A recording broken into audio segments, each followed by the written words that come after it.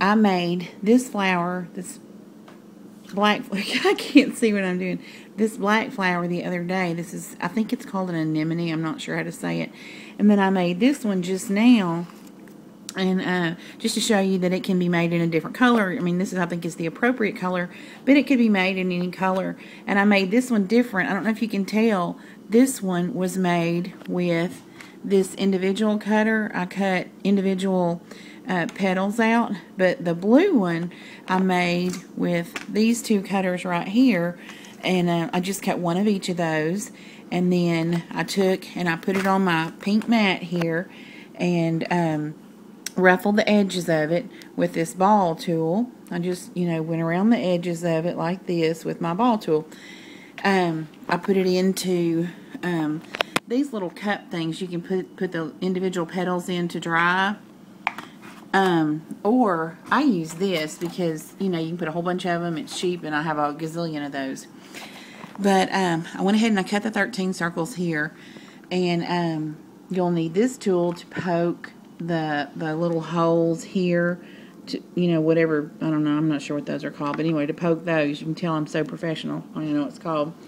And then the little stamen things, I didn't have any black ones left, and so that's why I did the blue flower with white ones, just so you could see. And then the scissors, of course, to cut the stamen, and the roller. And here's a bigger one that when you get it together to this stage, you'll have it in the bigger one.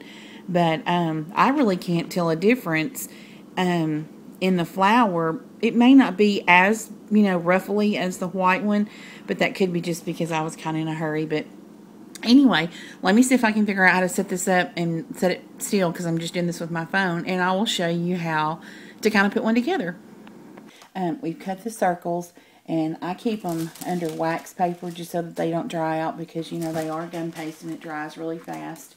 You take a circle and you just ruffle the edges like this. Just take it and go around it, ruffle them out. It doesn't have to be a lot, just enough that it's going to stand up. Of course, the more ruffled that it is, the more lacy the petal is going to look. So you do that, and then you take your egg carton. You can see where I've got all the rest of them, and you just stick it down on the bottom so that it cannot lay down flat on you, and give it a chance to dry. Then we're going to take our 13th circle. We've done 12 petals. This is our 13th circle, and we're just going to lay it here. And I choose to use water, and we're going to just wet that circle so that the petals will stick to it. Don't get it real wet, but just wet. And I bought this tool, and it's full of water, and it's a brush, but I don't care for it, but you may love it, but I don't like it. And then we're going to start taking our petals one by one, and we're just going to place them around the circle that we've already set up. We're going to do 7 around the bottom, around the bottom row, and lay those out. Just touch them to the circle. It's wet, so they'll stick to it. And I'm going to have to space them just a little bit better. I got them too far apart. Just touch them to that, like that. It's going to look like this when you get them stuck to it. Get them stuck to, oops, get them stuck to it once. Get back on there. And then we're going to take the next 5 and do the same thing. We're going to, oops. Okay, well, it's not going to come out there for me. We're going to take the next 5 and layer those on here, just like we did the first 7, overlapping them, and place them however you want them, however you think looks nicest, and do that.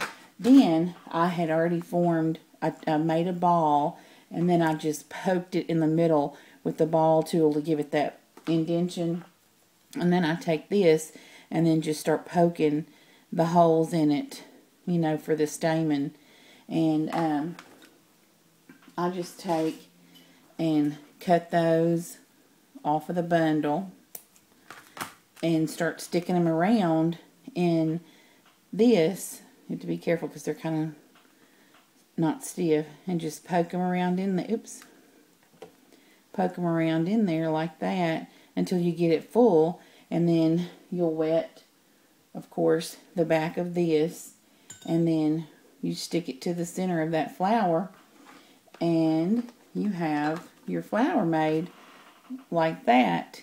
That's when I put it in one of these and just let it sit until it's dry. Oops, get it. And there you have it. Anemone. Alright, hope that helps.